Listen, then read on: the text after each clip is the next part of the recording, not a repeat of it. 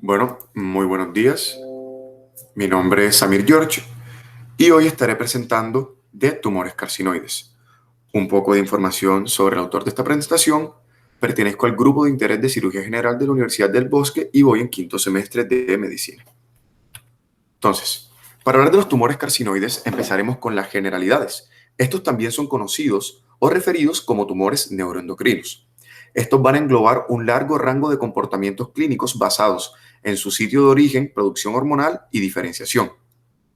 Estos también afectarán generalmente al sistema digestivo, pero también podemos ver casos de tumores carcinoides en los pulmones, debido a la embriología. Sin embargo, el tema que nos compete ahora es del sistema digestivo. Otros aportes de interés que debo ahondar antes de comenzar con la presentación es que las células neuroendocrinas circulan por todo el tracto gastrointestinal y estas células son las mayores productoras hormonales del cuerpo. Estas secretarán histamina, gastrina y serotonina. También tenemos que tener en cuenta a la cromogranina A, ya que esta tiene alta sensibilidad para los tumores neuroendocrinos, ya que en los pacientes con tumores neuroendocrinos se verá elevada en un 80%. También está postulado que los tumores neuroendocrinos del tracto gastrointestinal surgen de una mutación genética en las células neuroendocrinas comprometidas. Y estos tumores resultantes adoptarán el fenotipo de las células que están afectando, ya que dependiendo en qué parte del intestino se encuentren. Por ende, estos tumores neuroendocrinos se van a producir frecuentemente en el intestino medio, que ya hablaremos más tarde. Siguiendo con la presentación, hablaremos un poco de la epidemiología de estos tumores carcinoides. La incidencia de estos tumores neuroendocrinos del tracto gastrointestinal es de 2.5 a 5 por cada 100.000 personas. Otro dato a aclarar es que en un estudio que se hizo, se vio que de 13.715 tumores neuroendocrinos estudiados, el 68% eran del tracto gastrointestinal. Y de estos 68, 68, qué pena, los tumores del intestino delgado ocupaban el 42%. Entonces, ahora hablando un poco de la historia, cómo fueron los primeros avances para tener la información que tenemos hoy en día. Entonces, fueron descritos por primera vez en 1888 por Lubbers, pero el término carcinoide lo introdujo Oberndorfer en 1907. Esto lo hizo comparando un tumor intestinal que era biológicamente menos agresivo que los adenocarcinomas intestinales descritos en aquella época. Pero no fue hasta 1890 que Ranson reportó tumores similares en el ilio y estos estaban asociados a diarrea y sibilancias. De ahí que afecten el sistema gastrointestinal y el sistema respiratorio como lo son los pulmones. Aunque no se tomaba en cuenta la secreción hormonal de estos tumores. Grave error. Luego, en 1914, Gosset y Mason postularon que dichos tumores surgen de las células enterocromafines del tracto gastrointestinal y tuvieron colaboración de Ernst Palmer, que este fue el que logró identificar serotonina 5-HT en las células enterocromafines.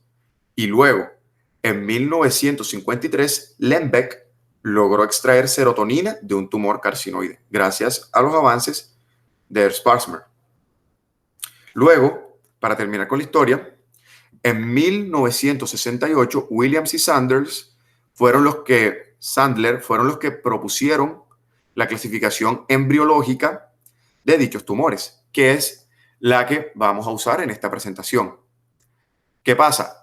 Para la década del 2000, esta clasificación se dejó de utilizar, pero para fines educativos y para el mayor entendimiento de esta presentación, de esta charla, decidí usar esta clasificación.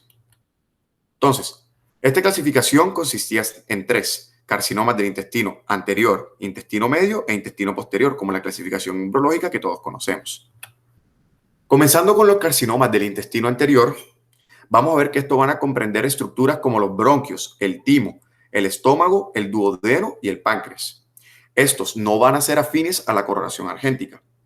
además de que van a carecer de la enzima L-aminoaromático descarboxilasa, la cual convertirá 5-HTP a 5-HT. En cambio, estos tumores secretarán histamina. También seguimos con los carcinomas del intestino medio. Estos comprenderán estructuras como el intestino delgado, el apéndice y el colon ascendente. Estos sí serán afines a la coloración argéntica y tendrán alto contenido de 5-HT, que a su vez secretarán taquicininas, prostaglandinas y bradiquininas. También veremos los carcinomas del intestino posterior. Estos comprometerán estructuras como el colon transverso y descendente, a su vez que el recto. Como los del intestino anterior, no serán afines a la coloración argéntica y poseen poca 5-HT y secretan poca 5-HTP. Entonces, hablando ahora de los carcinomas gástricos, estos constituyen el 4% de todos los tumores neuroendocrinos del tracto gastrointestinal y el 1% de las neoplasias gástricas. También veremos que hay 4 tipos. 3 de estos tipos serán originados en las células enterocromafines. Ahora, el 4º tipo lo discutiremos más adelante. Entonces, los carcinomas gástricos tipo 1. Estos comprenderán del 70 al 80% de los carcinomas gástricos y son el resultado de la gastrina en las células enterocromafines. Ocurrirán generalmente por la gastritis atrófica crónica autoinmune. ¿Qué pasa con esta gastritis atrófica crónica autoinmune?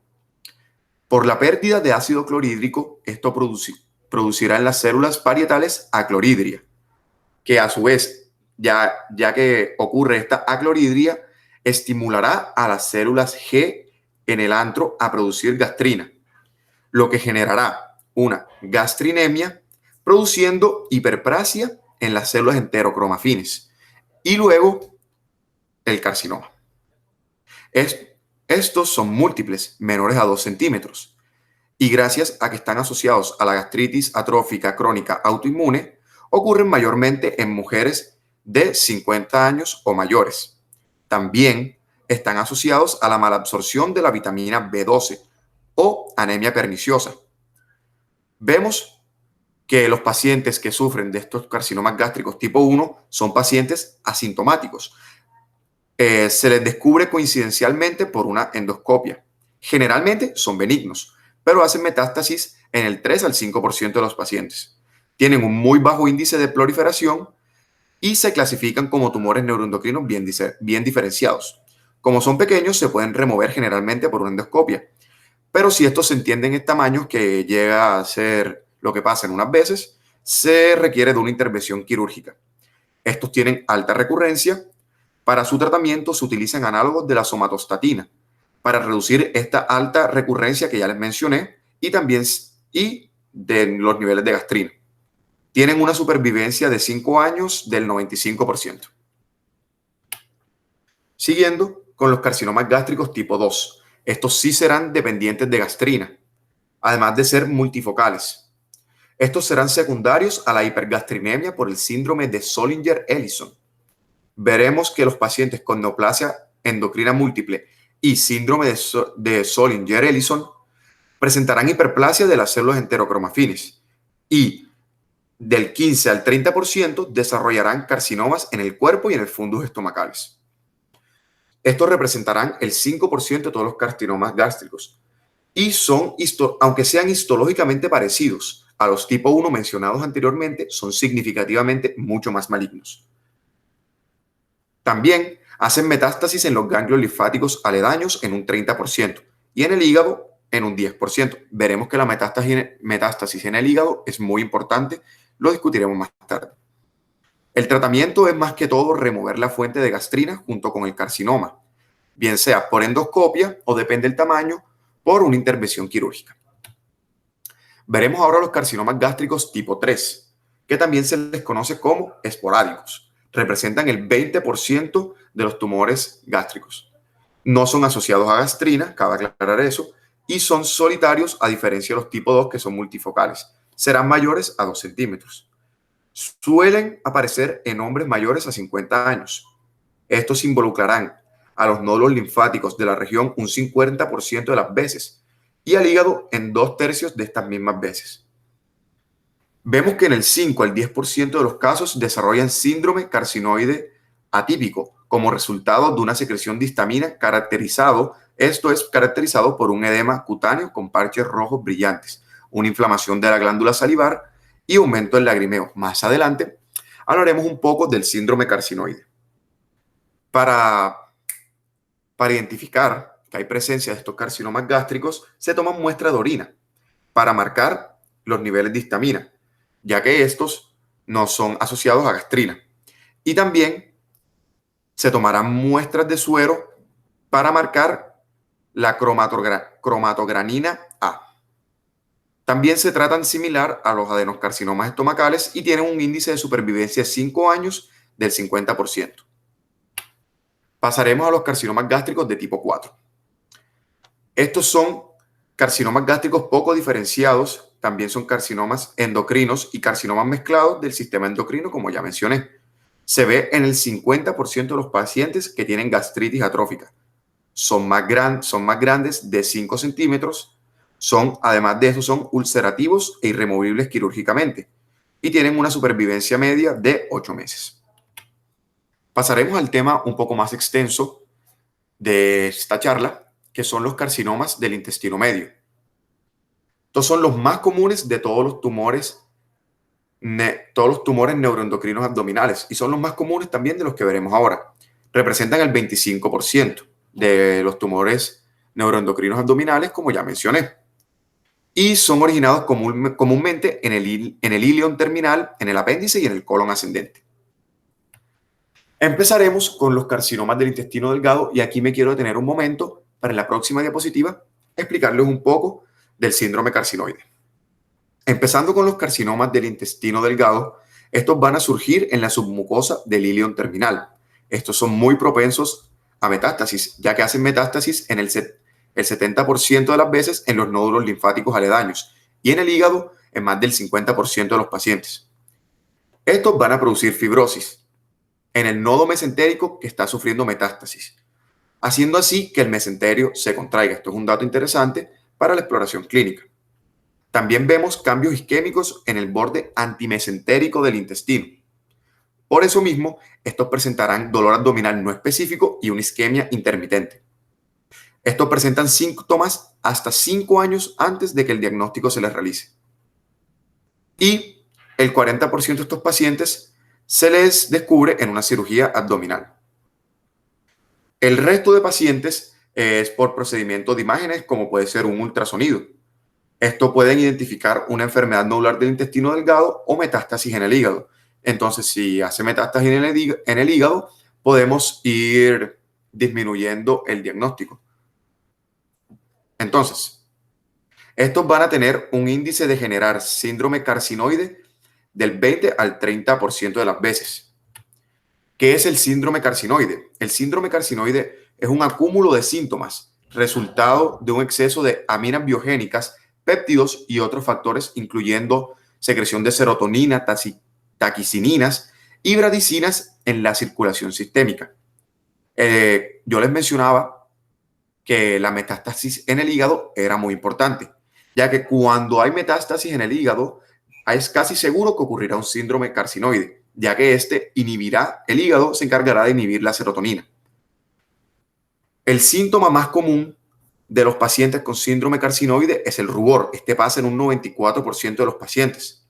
El segundo más común es la diarrea, en un 80%. También veremos que presentan constricción bronquial y sibilancias, junto con dolor abdominal y pelagra. El 40% de los pacientes con síndrome carcinoide desarrollarán enfermedad cardíaca carcinoide. Para determinar esto se debe medir el ácido 5-hidroxiindolacético, qué pena, en la orina para marcar los niveles de serotonina. La intervención quirúrgica jugará un rol muy importante en el tratado de estos pacientes. Entonces, siguiendo con el síndrome carcinoide asociado a los carcinomas del intestino medio, veremos que la resección del tumor primario y el nodo mesentérico afectado es efectivo aliviando los síntomas de la obstrucción gastrointestinal y los síntomas istémicos, además que sea asociado como beneficiario a la supervivencia de los pacientes. Esto también la constricción se verá en pacientes con y sin metástasis en el hígado.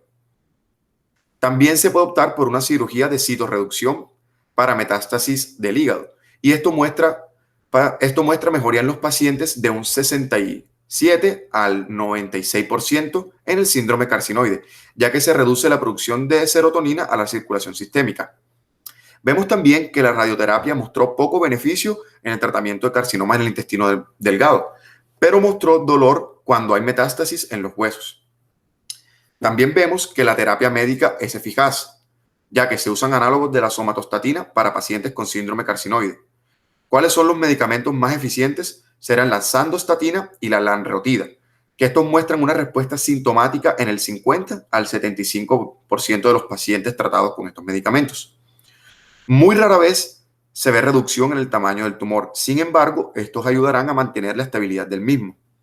Vemos una prognosis muy infavorable para los que sufren de tumores en el intestino medio, comparado con los que desarrollan carcinomas gástricos tipo 1 y tipo 2, ya que la supervivencia de estos tumores mencionados es del 5 al 10% y del 73 al 65% respectivamente. Pasaremos ahora a los carcinomas del apéndice. En esto no me detendré mucho. Estos representarán el 8% de los tumores neuroendocrinos del tracto gastrointestinal. Estas son las neoplasias más comunes del apéndice, que representarán el 57% de los tumores en el mismo órgano.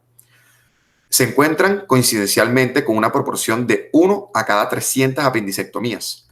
El 4% hace metástasis y son menores a 1 centímetro. Siguiendo con los carcinomas del intestino posterior, veremos primero al colon. El colon representará el 8% de los tumores neuroendocrinos del tracto gastrointestinal y 50% de estos pasarán en el colon ascendente. Los del colon ascendente tienen poca secreción de serotonina, qué pena, y solo el 5% de las veces se les asocia un síndrome carcinoide. Cuando se les descubre, ya han hecho metástasis, lastimosamente. Los demás carcinomas del colon usualmente presentan lesiones exofíticas mayores a 5 centímetros. ¿Qué se le implementa a estos pacientes? Se le implementa una resección radical con un despegue de los nódulos linfáticos que hayan hecho metástasis o para que no hagan metástasis. Y la supervivencia a los 5 años es de un 40%. Para terminar, tenemos los carcinomas rectales, que estos representan el 11% de los tumores neuroendocrinos del tracto gastrointestinal y el 1.5% de las neoplasias rectales. Estos son más comunes en hombres afroamericanos de 55 años o mayores. El 60% de estos presentarán un tamaño menor a 1 centímetro y se detectan coincidencialmente por una endoscopía. Dependiendo del tamaño de estos, se involucran más o menos en los nódulos linfáticos. Si es más grande, involucrará más nódulos linfáticos. Si son más pequeños, pues menos. Es raro el síndrome carcinoide en estos y no es frecuente que la 5-HIAA y la cromogranina alfa, recuerden que la 5-HIAA es el ácido 5-hidroxiindolacético que les mencioné anteriormente. Si son menores a 1 centímetro, se pueden remover tranquilamente por endoscopía, pero si son de 1 a 2 centímetros, se debe evaluar su extracción con un ultrasonido o con un RM transanal para mirar si existe invasión de los nódulos linfoides y justificar su excisión transanal. Estos son los artículos usados en la presentación y muchas gracias, espero que les haya gustado.